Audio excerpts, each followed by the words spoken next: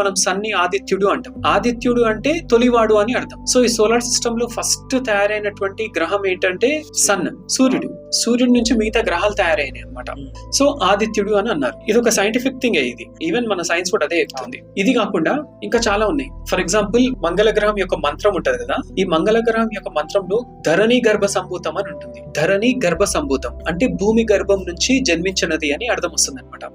So ఈ రోజు modern science మనకి ఏం చెప్తుంది, ఎర్త్ కున్నటువంటి ఫీచర్స్ ఏవైతే ఉన్నాయో సేమ్ అట్లాంటివి మార్స్ పైన కూడా ఉన్నదన్నమాట.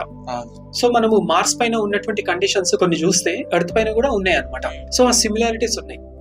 అంతేకాకుండా అంగారకుడు అని అంటారు. అంగారకుడు అంటే ఎర్రటి వర్ణం కలిగిన వాడు అని అర్థం వస్తుంది అనమాట. సో ఇది కాకుండా సాటర్న్ గురించి మనం ఆలోచిస్తే, సాటర్న్ అంటే శని గ్రహం, నీలాంజన సమాభాసం అని అంటారు. అంటే నీలం వర్ణం కలిగిన వాడు అంటే ఒక నల్లటి వర్ణం కలిగిన వాడు అని అర్థం వస్తుంది.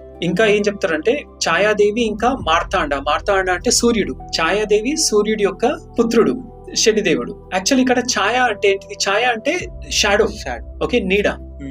అంటే శని గ్రహాన్ని మనం చూస్తే సాటర్న్ పైన రింగ్స్ ఉంటాయి కదా, ఆ రింగ్స్ వల్ల నీడబడి ఉంటది అనమాట. కాబట్టి ఛాయ యొక్క పుత్రుడు అని చెప్పారు. ఇంకొకటి సన్ నుంచి పుట్టింది. ఓకే, సన్ నుంచి మిగతా ప్లానెట్స్ కూడా తయారైనాయి కదా, సో కాబట్టి సన్ నుంచి పుట్టిందని.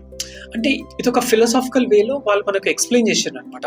అంటే నేను అనుకుంటున్నాను ఇది ఈ గ్రహాల యొక్క స్థితిగతులు, తర్వాత వాటి యొక్క వర్ణన మన దాంట్లో ఏం చేసిందంటే వాటిని మన సైన్స్ ని మనము డీప్ గా ఎక్స్ప్లెయిన్ చేయడానికి ట్రై చేశారు అనుకోండి, నార్మల్ పీపుల్ కి అర్థం కాదు కదా. కాబట్టి వాళ్ళు ఏం చేసిందంటే వీటిని సింపుల్ టర్మినాలజీలో లేక ఒక నమ్మకం రూపంలో మనకు చెప్పారనమాట. ఓకే, ఇంకా చాలా విషయాలు ఉన్నాయి. ఎట్లా అంటే బుధ గ్రహము చంద్రుడి యొక్క పుత్రుడు అని చెప్తారు అనమాట.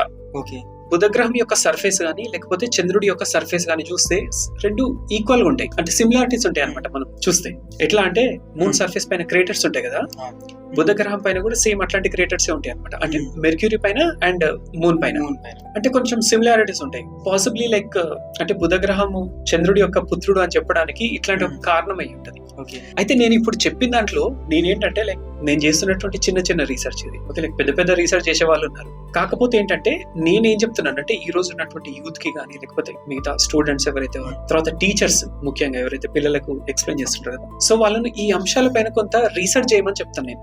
అంటే ప్యారలల్స్ చూడండి, మన నమ్మకాలు ఎందుకు ఆ విధంగా చెప్పిండ్రు అండ్ ప్రస్తుతం ఉన్నటువంటి సైన్స్, ఓకే, రెండింటిని ప్యారలల్ గా పెట్టుకొని చూస్తే మనకి ఏం అర్థం అవుతుంది.